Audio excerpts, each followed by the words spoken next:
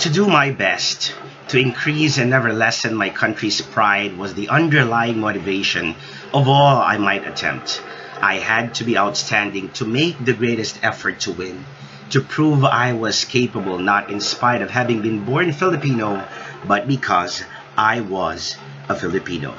This was Carlos P. Romulo saying in his I Walked with Heroes. Welcome to our discussion this morning. This is ESA031, Understanding the Self, and our lecture will be concentrating on the political self. You see, here in this lecture, we hopefully will be able to develop a consciousness for the Filipino identity, values, traits, community, and institutional factors. Hopefully by this, we will be able to help in establishing a democratic culture, and lastly, we'll take responsibility for knowing and being a Filipino. You see, a complete and a comprehensive idea of being a Filipino or a Filipino identity is not easy to identify because of the rich culture each set and subset of people living within the Philippines have. If we ask, what is the cultural identity of a certain group of people, then there is a readily available answer for that. But to ask about who is a Filipino as a nation, that takes a lot of digging of the past. We were shaped by the wars and powers that usurped our land, but bowing down to their definition of who we are seems to be a recourse. In the process of this acceptance, we have forgotten who we are. The current movement towards globalization is also threatening that thin and vulnerable definition that we have come up with.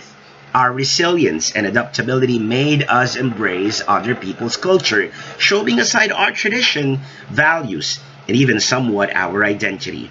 This is also very much pronounced as well in our search for our political self. Now, what does it mean, at least according to our Constitution, to be a Filipino citizen? According to the 1987 Philippine Constitution, Article 4, Section 1, these are the citizens of the Philippines. 1. Those who are citizens of the Philippines at the time of the adoption of this Constitution. Next, those whose fathers or mothers are citizens of the Philippines. Next, those born before January 17, 1973, of Filipino mothers who elect Philippine citizenship upon reaching the age of the majority. And lastly, those who are naturalized according to such law. Such identification as enshrined in the Constitution is very helpful, but the challenge is how far and up to what extent do we feel this citizenship. Our lecture will tackle the perception of Filipinos regarding their role in the political arena. It will also discuss certain concepts that need to be clarified.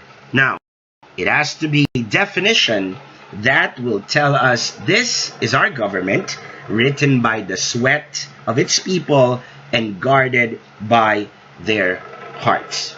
Now, let's look at the three things that should be provided by the government for us to enjoy democracy. The first one is the maintenance of peace and order. The second one is the protection of our life, of our liberty and property. And lastly, identity. An image of the typical good citizen was drawn. It should be a diligent taxpayer, honest voter, one who follows the traffic rules. Aside from that, one also has to know how to assert one's right and defend those who cannot defend themselves, cares for their environment, and honors equality between men and women. Now, let's begin with our concept of the Philippine political culture, because there is a problem of variation here in our country. There are culturally two categories in our community, the minority and the majority.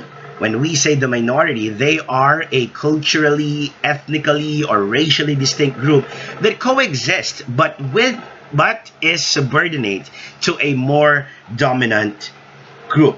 They are usually marginalized and perceive themselves, whether rightly or wrongly, as unrecognized by the national government.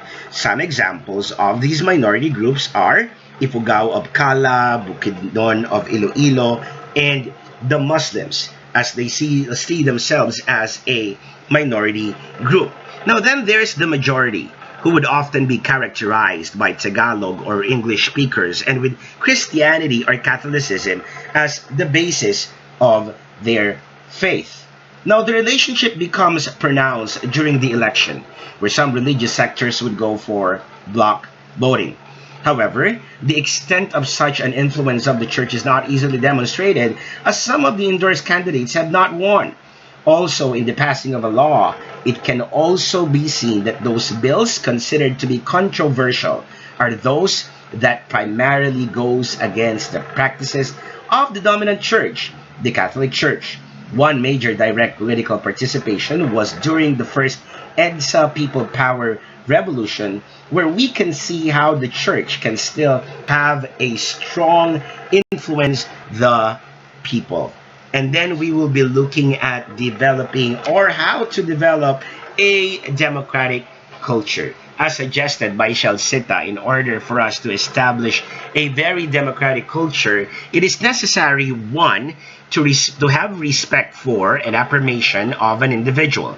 These entails recognition that every individual has inherent rights. Thus, we say that one's right ends where another person's right begins.